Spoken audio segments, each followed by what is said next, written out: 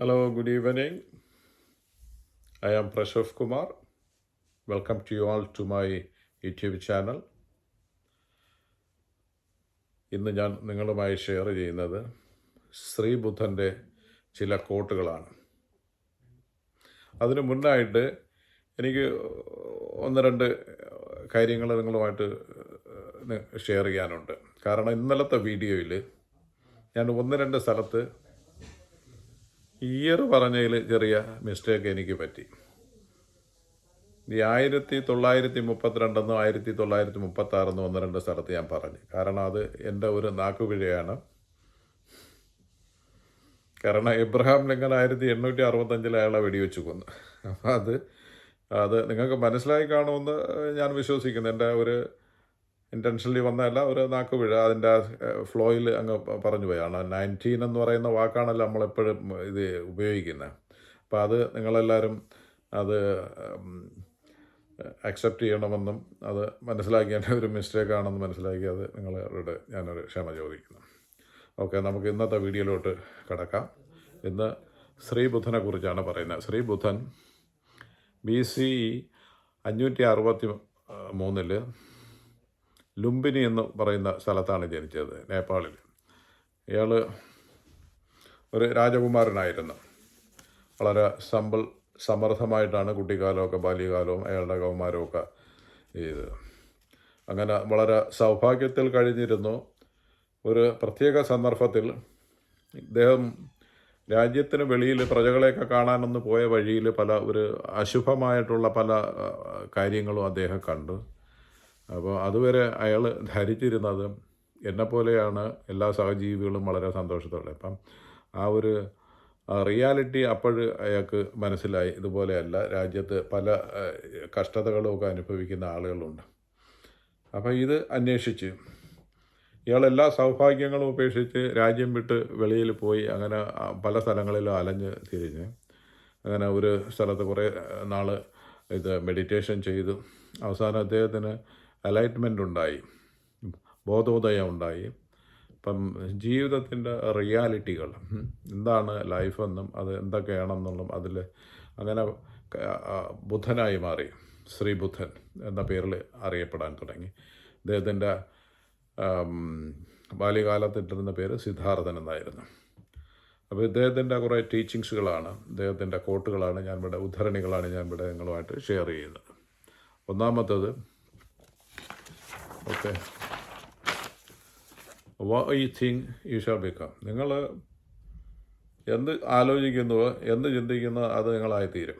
അതുകൊണ്ട് ചിന്തകൾ വളരെ ശ്രദ്ധിച്ചായിരിക്കണം നിങ്ങളെ ചിന്തകൾ പോകേണ്ടത്. ആവശ്യമില്ലാത്ത ചിന്തകളൊന്നും മൈൻഡിൽ കൊണ്ടുവരരുത്. Be positive all the time. അത് നിങ്ങളുടെ ജീവിതത്തിൻ്റെ വിഗതികൾ നിർണ്ണയിക്കുന്നതിന് ഈ ചിന്തകൾക്ക് അപാര ശക്തിയുണ്ട്. Be positive, or you have to practise positivity. Practice ചെയ്ത് നമ്മൾ all the time try to be positive ഒരു പേഴ്സണാലിറ്റി ആയിട്ട് ജീവിതം ലീഡ് ചെയ്യാൻ നിങ്ങൾ അപ്പോൾ നിങ്ങൾക്ക് ആ നല്ല കാര്യങ്ങൾ പോസിറ്റീവായിട്ടുള്ള അനുഭവങ്ങളായിരിക്കും ജീവിതത്തിൽ വന്നു ചേരുന്നത്. രണ്ടാമത്തത്, പീസ് കം ഫ്രം വിതിൻ. ആളുകൾ ഈ സമാധാനത്തിന് വേണ്ടി ലോകം മൊത്തം അവർ വിചാരിക്കുന്ന സമാധാനം വെളിയിൽ എവിടെ വേറെ എന്തിലെങ്കിലുമൊക്കെ ഇരിക്കും. നമ്മൾ പൈസ കൊടുത്ത് സമാധാനം മേടിക്കുന്നത്. നെവർ. നമ്മളെ ഉള്ളിലാണ് സമാധാനം ഉള്ളത്. നമ്മളെ മനസ്സ് ശുദ്ധമല്ലെങ്കിൽ നമുക്ക് സമാധാനം കിട്ടത്തില്ല. താൽക്കാലികമായിട്ട് കുറച്ച് റിലീഫുകൾ നമുക്ക് കിട്ടുമെങ്കിൽ ഇപ്പോൾ ആളുകൾ വിചാരിക്കുക എന്തെങ്കിലും മെറ്റീരിയൽ തിങ്സ്, ഓക്കെ, നമ്മൾ ഇച്ചിരി പൈസയൊക്കെ ഉണ്ടെങ്കിൽ എന്തെങ്കിലുമൊക്കെ മേടിച്ച് അപ്പോൾ അത് ടെമ്പററി ഹാപ്പിനെസ്, ടെമ്പററി ആയിട്ട് ഒരു ഹാപ്പിനെസ് കിട്ടും. അത് not going to last long. Then ഇപ്പം വേറെ എന്തെങ്കിലുമൊക്കെ അച്ചീവ്മെൻറ്റ്സുകൾ, ഇതൊന്നുമല്ല ഹാപ്പിനെസ് എന്ന് പറയുന്നത്. അതൊക്കെ സ്ഥായിയായിട്ടുള്ള ഒരു പെർമനൻ്റ് ആയിട്ടുള്ള ഒരു ഹാപ്പിനെസ് അല്ല. അപ്പം നമ്മൾ ഇന്നർ കോൺഫ്ലിക്റ്റുകളെ, നമ്മുടെ ആന്തരികമായിട്ടുള്ള സംഘർഷങ്ങളെ അത് നമ്മൾ മാനേജ് ചെയ്യാൻ പഠിക്കണം. മനസ്സിലെന്ന് പറഞ്ഞാൽ പല ദുഷ്ടചിന്തകളും പല നെഗറ്റീവ് ചിന്തകളും. അപ്പോൾ അതിനെ നമ്മൾ വളരെ നല്ല രീതിയിൽ ഇന്നർ കോൺഫ്ലിക്റ്റുകളെ നമുക്ക് ഇല്ലാതാക്കാനുള്ള പരിശീലനങ്ങൾ. ഇന്നർ കോൺഫ്ലിക്റ്റ് ഇല്ലെങ്കിൽ മാത്രമേ നമുക്ക് ഹാപ്പി ആയിട്ട് പീസ്ഫുൾനെസ് കിട്ടത്തുള്ളൂ. അപ്പോൾ അത് ഇത്. അടുത്ത ആങ്കർ. നമ്മൾ പലരും എപ്പോഴും പല ദിവസങ്ങളിലൊക്കെ പലപ്പോഴുമൊക്കെ ദേഷ്യഭാവം നമുക്ക് നമ്മളെ ഹെൽത്തിനെ നമ്മളെ എല്ലാത്തിനെയും ദോഷം ചെയ്യും. ദേഷ്യം വരുമ്പോൾ നമുക്ക് ബോഡിയിൽ ഒരു കെമിക്കൽസ് ഇത് ചെയ്യും, പക കൊണ്ട് നടക്കും ആളുകളും.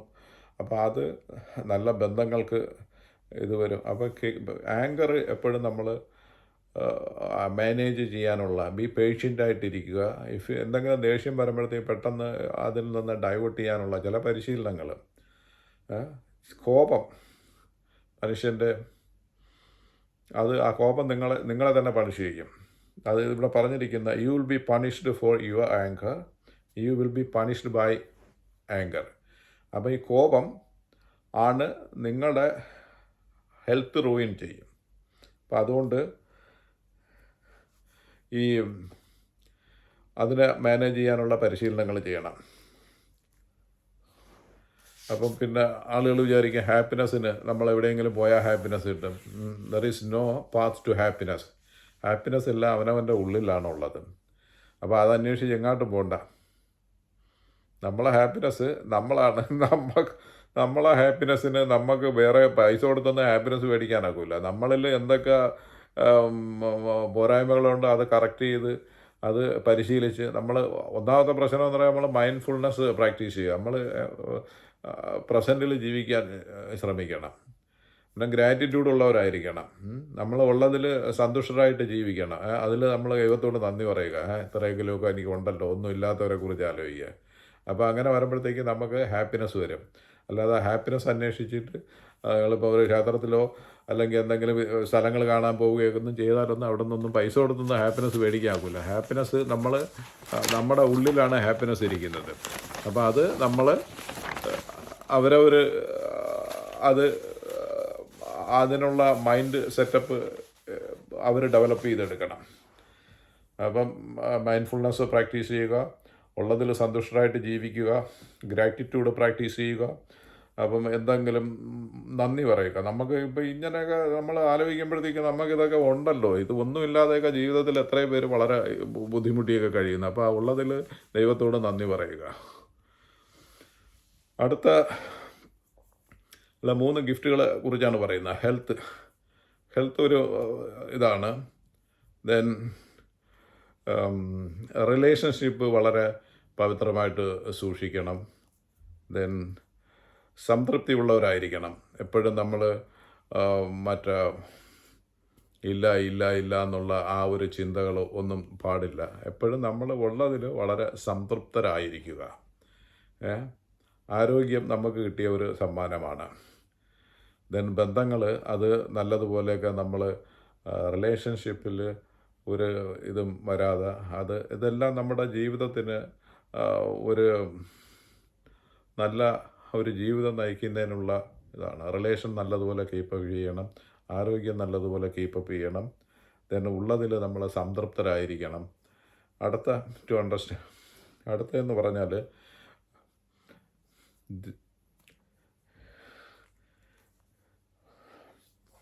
ഫർഗീവ് ചെയ്യുന്നത്, ഫർഗീവ്നെസ്. നമ്മൾ ഈ ഗ്രഡ്ജസൊക്കെ കൊണ്ട് നടക്കുന്നില്ല. ഇതിപ്പം ബുദ്ധൻ പറഞ്ഞിരിക്കുന്ന ബുദ്ധൻ്റെ ലൈഫ് ലെസൺസാണ് ഇത്. ജീവിതത്തിൽ എല്ലാവരും ചെയ്താൽ അവരവർക്ക് ജീവിതത്തിൽ പല ഇങ്ങനെയുള്ള മാനസിക സംഘടനകളിൽ നിന്നും അല്ലെങ്കിൽ വിഷമതകളിൽ നിന്നൊക്കെ ഫർഗീവ് ചെയ്യാൻ നമ്മൾ അത് പ്രാക്ടീസ് ചെയ്യണം. നമ്മൾ എന്തെങ്കിലുമൊക്കെ അങ്ങോട്ടോ ഇങ്ങോട്ടൊക്കെ എന്തെങ്കിലുമൊക്കെ വന്നാൽ അത് ക്ഷമിക്കാനും പൊറുക്കാനുള്ള ഇതില്ല. ഫർഗീവ്നെസ് കൊണ്ട് നടന്നാലുള്ള എന്ന് പറഞ്ഞാൽ ഫർഗീവ്നെസ് ഇല്ലാത്തവർ ഫർഗീവ് ചെയ്യാനുള്ള ഇങ്ങനെ പകയും വിദ്വേഷം കൊണ്ട് നടക്കുക. അത് നമ്മൾ ഒരു ഹെവി ബർഡൻ ഹെവി ആയിട്ടുള്ള ഇത് നമ്മൾ വെയിറ്റും ചുമന്നുകൊണ്ട് നടക്കുകയാണ് ചെയ്യുന്നത്. ഇത് എപ്പോഴും നമ്മൾ ആ ഒരു പകയും ആരെങ്കിലും കാണുമ്പോഴത്തേക്കും അത് എന്താ പറയുക, ജസ്റ്റ് അതിനെ ഇറക്കി വയ്ക്കുക.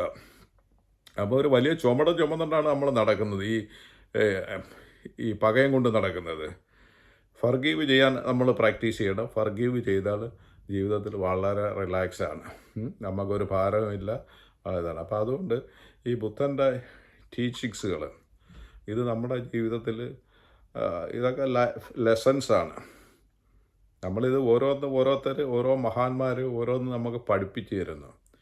നിങ്ങൾ ജീവിതത്തിൽ ഇന്ന പ്രശ്നങ്ങൾ വരുമ്പോൾ നിങ്ങൾ ഇതുപോലെയൊക്കെ ജീവിച്ചാൽ നിങ്ങൾക്ക് പല ഇതിൽ നിന്നും അല്ലെങ്കിൽ നിങ്ങൾക്ക് സന്തോഷമായിട്ടും ആവശ്യമില്ലാത്ത ബർഡൻസ് ഒന്നും നമ്മൾ തോളിൽ കയറ്റിക്കൊണ്ട് നടക്കാതെയൊക്കെ ചെയ്യുക. അപ്പോൾ ഇത് പ്രാക്ടീസ് ചെയ്യുക. അതുകൊണ്ടാണ് നമ്മൾ ഈ മഹത്ത് വ്യക്തിത്വങ്ങളിൽ നിന്ന് നമ്മൾ പഠിക്കുന്നത്. ഇവൻ തന്നെ ലൈഫ് സ്റ്റോറീസ് പഠിക്കുന്നത്. എന്തുകൊണ്ടാണ്? ഹൗ ദേ ബിക്കം, അവരെങ്ങനെ അതുപോലെ ആയി. അവർ ചെയ്ത കാര്യങ്ങൾ നമ്മൾ ഫോളോ അപ്പ് ചെയ്യുക. അല്ലാതെ നമ്മൾ മോശപ്പെട്ട ആളുകളുടെ ഫുഡ് സ്റ്റെപ്സ് അല്ല നമ്മൾ ഫോളോ ചെയ്യുന്നത്. അപ്പോൾ ഇവരുടെ നല്ല നിർദ്ദേശങ്ങൾ, അതിൻ്റെ ഒരു ഗൈഡൻസ്, അതാണ് ഈ ബുദ്ധൻ്റെ കോട്ടിൽ കുറച്ച് പ്രധാനപ്പെട്ട കോട്ടുകൾ ഞാൻ ഇവിടെ ഉദ്ധരിച്ചത്.